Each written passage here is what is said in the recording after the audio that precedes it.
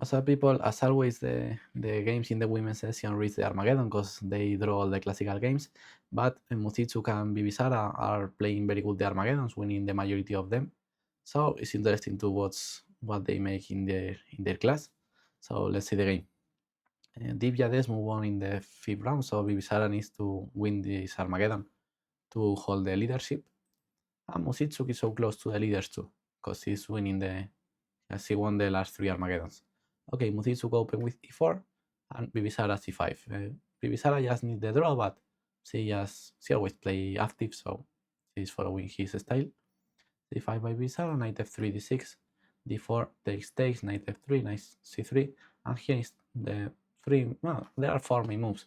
Okay, the main move of course is the knight, the classical Sicilian, the dragon, and the other possibility is the keres, played by Bibisara in this position. The keres is not so employed nowadays, but okay, for a rapid game, and if you have it well analyzed, it's fine. Okay, here, g4 is the main move in the last years. There is, for example, a game of Garry Kasparov showing the essence of the move g4. Well, of course, the plan is advance an early g5. In this time, he take on h5, but if black doesn't play h5, white plan is g5. So this is the game of Kasparov. This in 1989, like 40 years ago. But okay, so more or less find the essence of this type of positions. So g4 is the main move in the last years, but Musitsuk prefers to play a normal English attack, e3. And here Kasparov have another game with the English attack too, but playing g4 more or less fast. For example, knight b7, g4, and just playing rook g1. Yes, he have another interesting victory.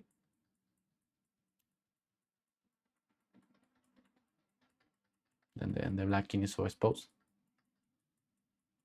So Kasparov have 2 good wins against the keres attack. But okay, let's see the game of Musitsuk. See, instead of play with f3, she played bishop e2. It's a logical move too, because if you want to, maybe you want to play with f4, f5 fast. So bishop e2 is logic. And now g4. That's the idea of Musitsuk, to play g5 fast, attacking this knight, and later play f4, f5, or h4, h5. So white plan in this 7 position is through a kingside attack, or with f4, f5, or with h4, h5, and black plan is going to be playing in the kingside. Sorry, in the queenside. b5, g5, knight here. Here a3 is normal move in the 7 avoiding b4, but okay, because after b4 we have no good square for the knight, so that's why a3 used to be a good idea. Queen d2, bishop b7, and now she finally plays e3, because if not, this pawn is hanging on e4 after a b4, so she finally plays a3. And here Asabayeva played the most common move in this position, the main move, knight b6. Many 7 players employ that idea, but it's not good. The problem of knight b6 is that here white is coming very, very fast with f4, knight d7 and f5, and black have no ways to defend this pawn in a good conditions. The knight is misplaced on b6. The knight is only good on b6 if black manages to play knight d7, knight d5, and knight c4. That's the only reason of the knight is well placed on b6. But if not, if you cannot achieve all of that, f4, f5 is coming and it's very annoying. Here, knight c6 was stronger, because if white tries the same after knight c5, now the knights are better placed against this plan. Here, just you can take, and black is winning here. So the knight on b6 is typical in the 7 but it's not so good. So learn that, because this is a concept who all the life was bad in the world of chess, that the knight is going to b6 in the 7 but this doesn't used to work. Okay, instead of f4, who was the strongest move, Musitsuk play h4. The problem is that she allowed the plan that I said, and here the knight on b6 have more sense with knight e5 and knight c4. So finally Bibisara makes that the move knight b6 works. So here Musitsuk play f4 here, who is another mistake, b3 was the best move, just covering the c4 square. And okay, it's logical with b3. This knight is very bad place here, and later we are playing f4, and white is very good. Queen e1 is another prophylactical move, and after knight c4, just rook h3 without give the e2 bishop, and this position is better for white. Now f4 is coming, and these pawns are so far advanced and are going to attack the king. So this prophylactical move queen e1 was very good.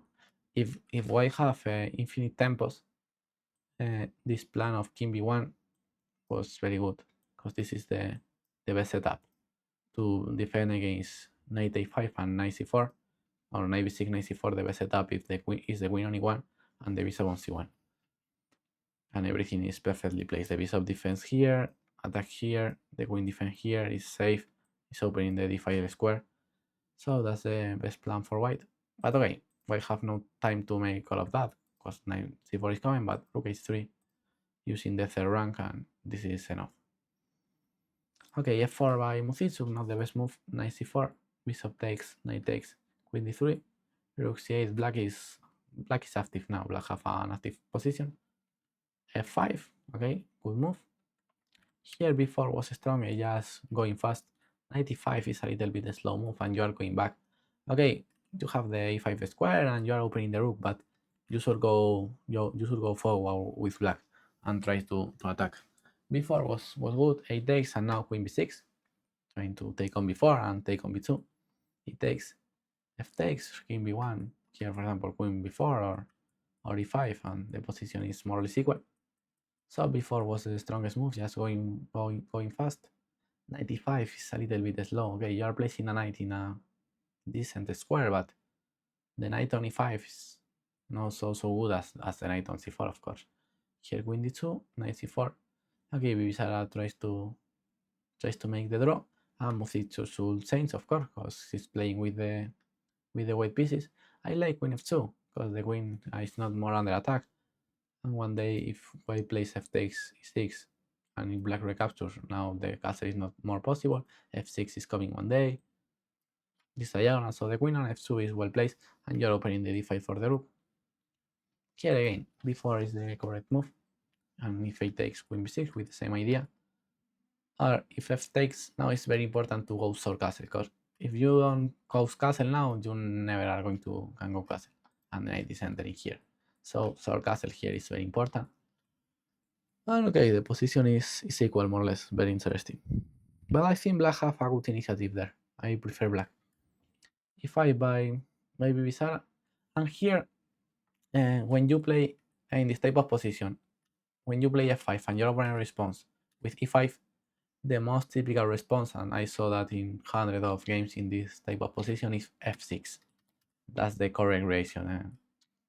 Remember well this position, because if you play Sicilian with white or with black, you're going to see this theme many times. After f5, e5 here, the best response is f6. What's the idea? First, we're giving the f5 square to the knight, so if black just recapture, we can just play knight f5, and the knight is a complete divis on f5. And if black takes the knight, with the maybe only move the hook on annoy us, here we can play f takes d7, rook e8, and bishop d4. And here I want to stop in this position, because it's completely winning for white, and we are going to see this, not this exactly position, but very similar in many of your games.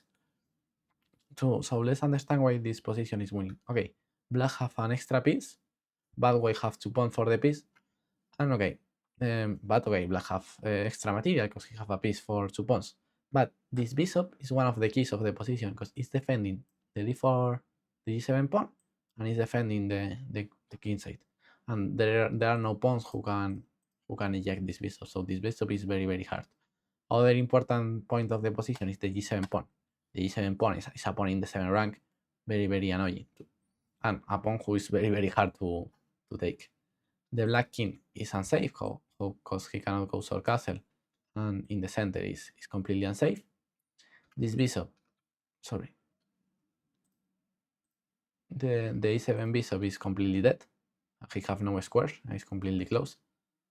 And more things, the knight is coming to to d5, and white have open 5 for the rooks. The f7 pawn is weak. One day the rook could game to e1 to play knight d5 and open the file. So white position here is completely winning. It's a very typical resource here, f6 after e5. So this position is completely winning for white. Okay, Muzitsu missed that, and he returned to e2. At least if you want to return, b3 looks like a better square. But okay, knight d2 by Muzitsu, huge mistake. Queen a5, finally Bibisara goes for the attack.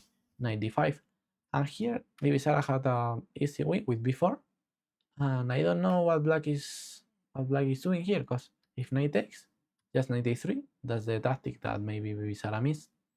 Here it's very clear that black is winning, so you are attacking here, c2, this bishop is coming. If white takes, you can take and take on b4. So b4 was completely winning for black, is more or less clear. You're opening all the position. If a takes, checkmate. King b1, for example, knight takes b2. Black position is completely winning. Instead of that, Bibisara trade the d5 knight with the bishop, who have a huge problem, which is that after rook takes d5, now b4 is not more possible because the queen is hanging.